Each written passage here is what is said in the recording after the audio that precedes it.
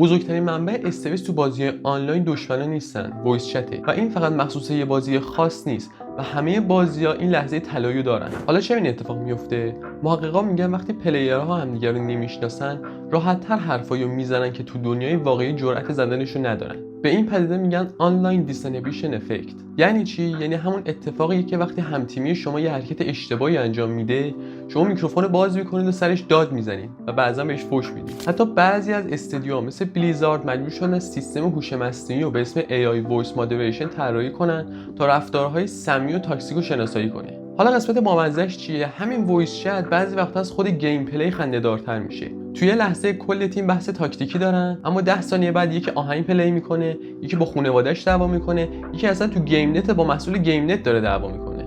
و همین ترکیب عجیب و غریب خاطرات برخی از گیمرها رو میسازه. عجیب ترین چیزی که شما توی وایس چت شنیدین چی بوده؟ تو کامنت بهم بگید.